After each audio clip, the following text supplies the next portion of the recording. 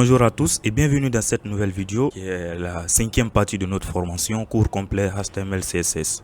Donc aujourd'hui nous allons un peu partir loin en voyant les formulaires. Les formulaires en HTML sont un des vecteurs principaux d'interaction entre un utilisateur et un site web ou une application, parce que ce n'est pas seulement que des sites web, même des applications. Donc, ils permettent à l'utilisateur, si vous voulez, d'envoyer des données au site web. Comme ça, l'utilisateur va envoyer des données et ces données-là seront directement envoyées au niveau du serveur. Ou même, ces données-là seront toujours au nouveau utilisateur, mais on peut les manipuler et les stocker dans le serveur ou dans la base de données. Je vous montre un exemple de formulaire dans notre site qu'on va réaliser. Voilà, quand je viens au niveau de notre formulaire, dans notre site qu'on doit réaliser ensemble, vous voyez, c'est un formulaire qui est là. Nous avons le nom complet, l'adresse, le numéro de téléphone, le sujet et le message que l'utilisateur va saisir pour nous envoyer, c'est-à-dire la page contactez-nous. Donc c'est ce site web là qu'on va réaliser ensemble la semaine prochaine, sous prête à Dieu. Donc vous voyez, c'est ça qu'on appelle un formulaire. Donc on va essayer de voir comment réaliser ça, mais on n'aura pas le CSS dedans parce qu'on n'a pas vu encore le CSS. Je vais juste vous montrer comment on fait pour le HTML. Donc sans plus tarder, nous nous rendons dans notre éditeur de test pour voir ce que ça peut donner. Et voici, nous sommes là dans notre éditeur de test. Je pense que c'est comme ça, on s'est limité. J'ai juste nettoyé un tout petit peu tout ce qu'on avait fait pour vous permettre d'avoir une vision claire. Alors, pour créer un formulaire, qu'est-ce qu'on fait en première position? Vous prenez une balise qu'on appelle form. Et avec l'éditeur de test Visual Studio Code, dès que vous mettez form et vous tapez tabulation, il vous donne déjà la syntaxe. Donc, action. L'attribut action est venu, c'est là vous allez mettre le chemin qui mène vers la page de traitement. Donc ici je vais juste mettre / page de traitement. Super.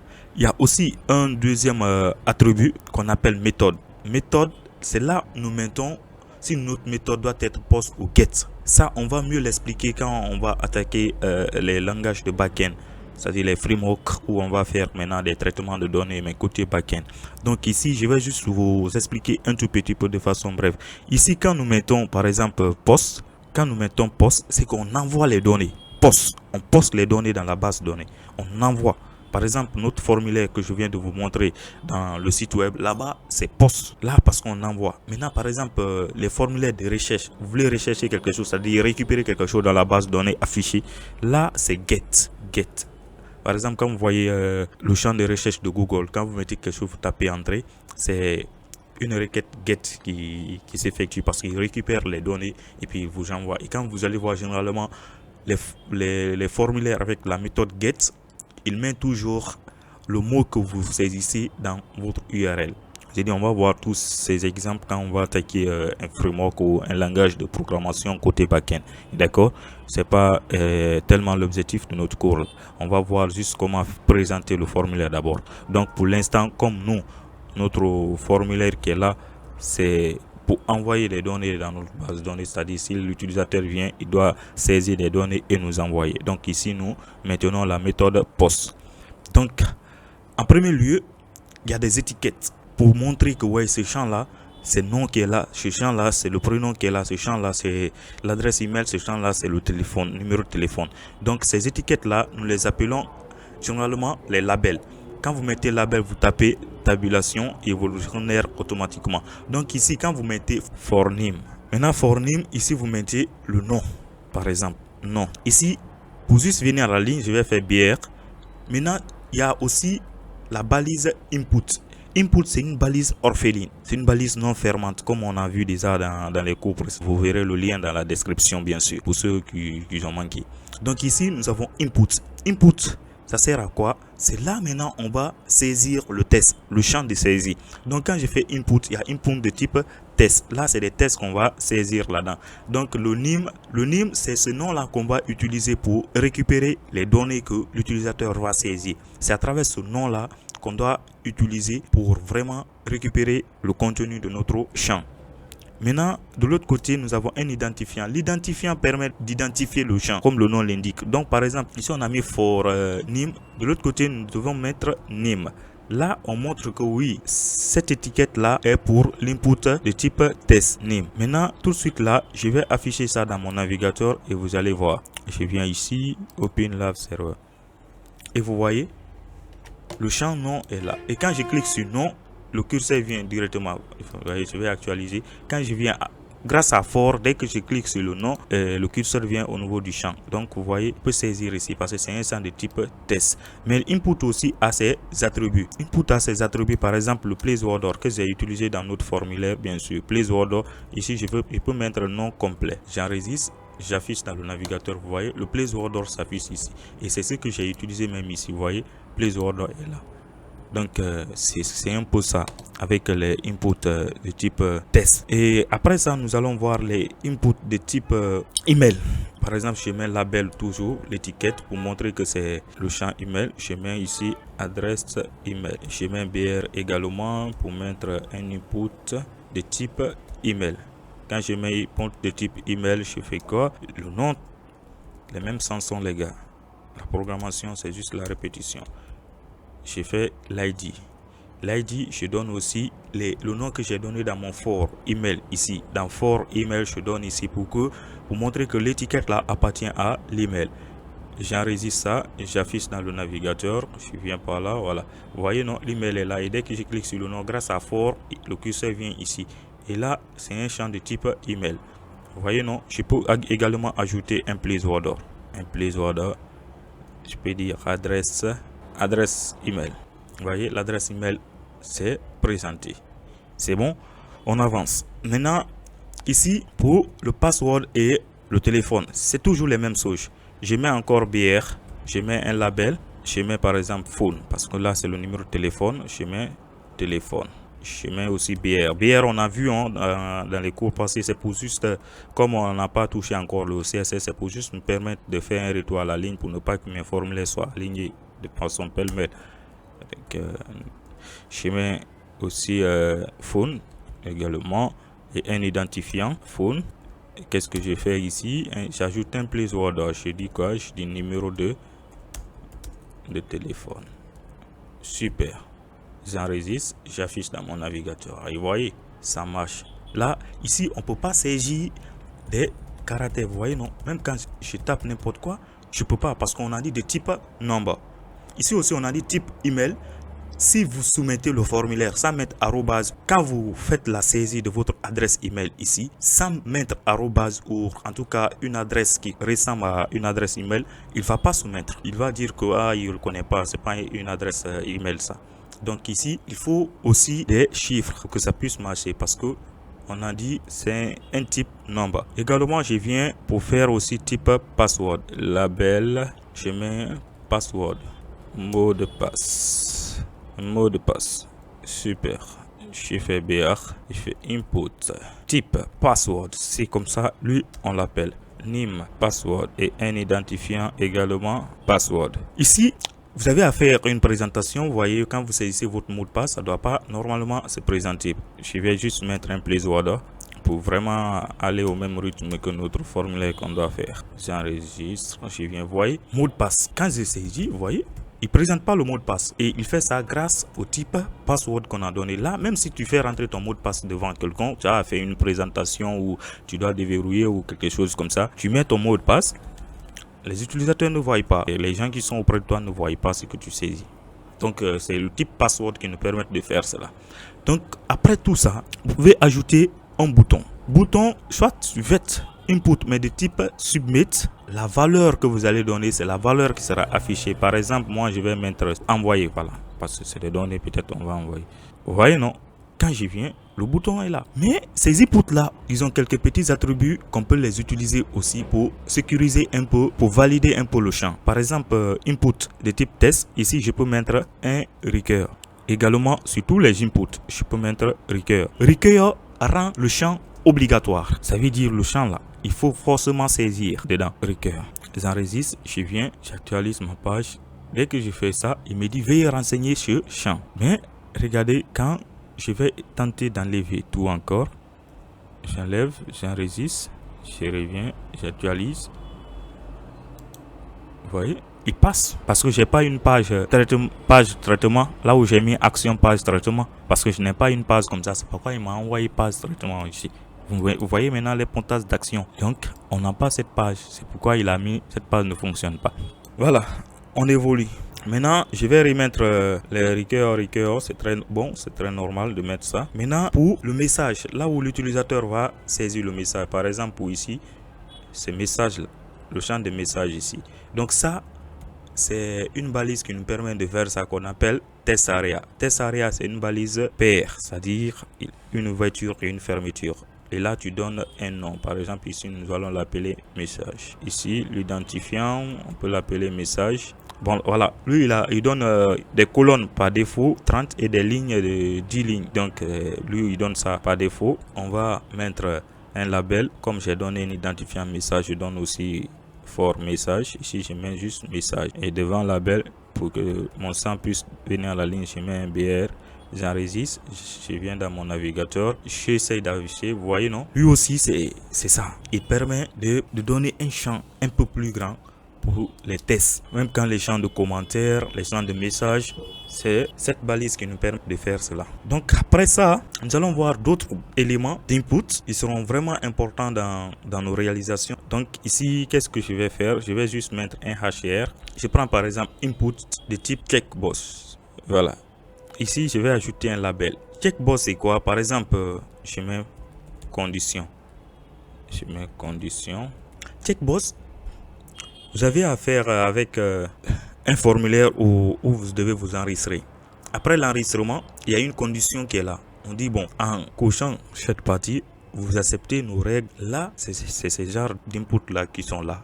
On va l'afficher, vous allez voir de quoi il s'agit. Vous voyez, là vous venez, la condition est là. Vous avez fini de remplir votre formulaire. Généralement, c'est les formulaires d'enregistrement. Et après, on vous demande la condition, vous cochez.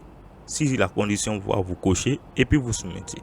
Vous allez voir au niveau de value, au niveau de votre input, on met value par exemple 1 comme ça. Donc ça veut dire, dans la base de données maintenant, il y a une valeur par défaut qui est 0. Quand vous cochez, vous sélectionnez, c'est la valeur là qui sera envoyée 1. Ça veut dire 1, vous avez accepté la condition. Super, je sais que là-bas c'est compris. Ici, il y a aussi un autre élément qu'on appelle radio.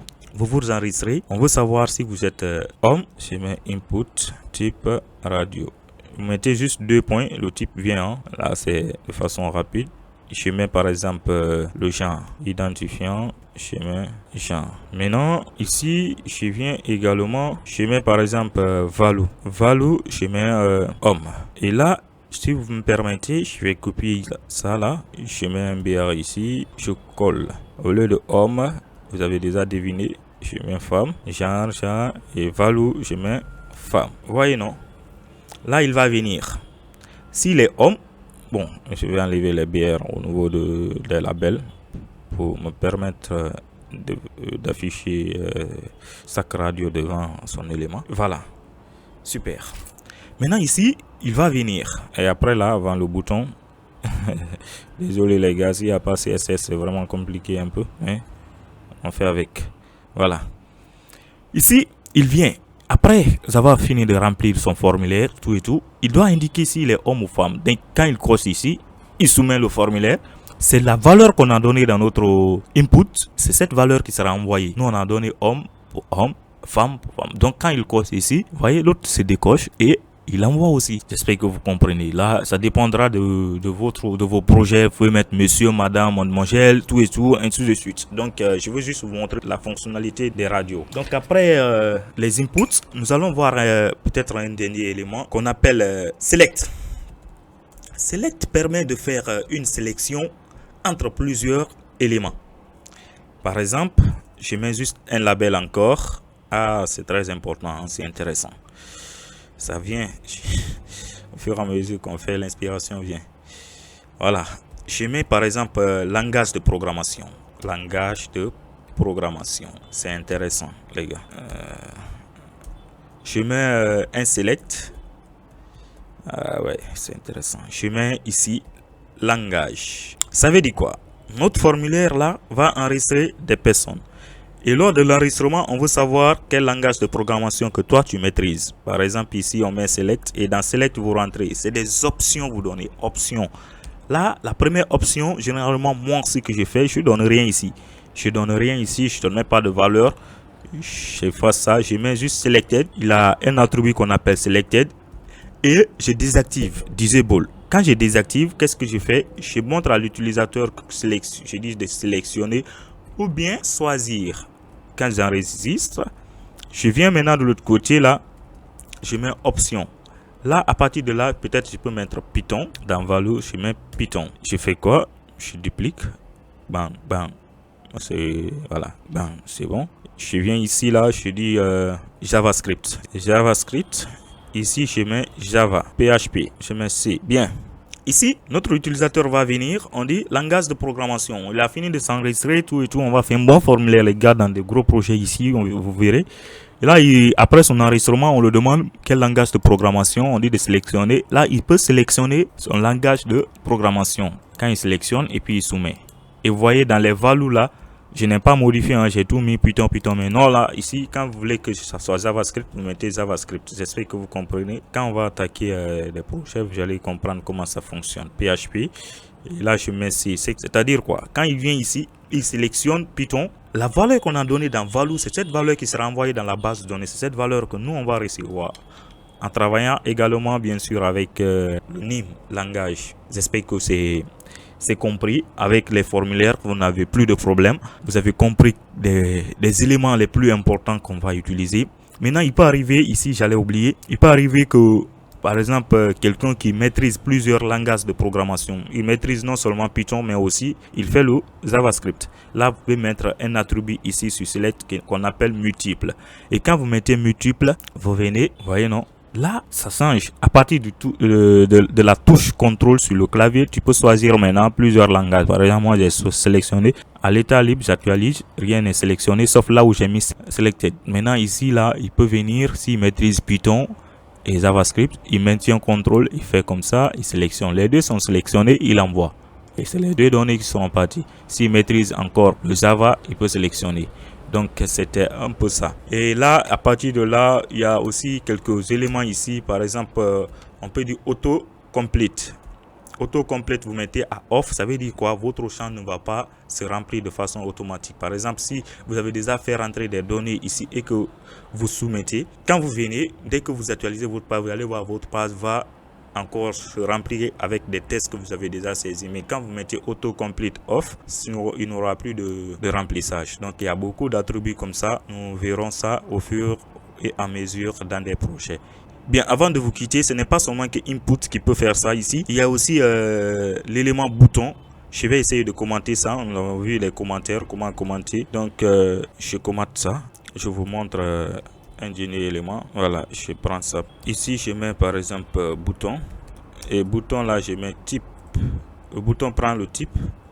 Et là, tu mets le type submit. Ici aussi, tu peux mettre envoyer. C'est les mêmes choses. Vous voyez, c'est les mêmes choses. Je vais remplir ce champ. Parce que j'ai mis require. Il y a aussi un deuxième attribut des inputs qu'on appelle read only.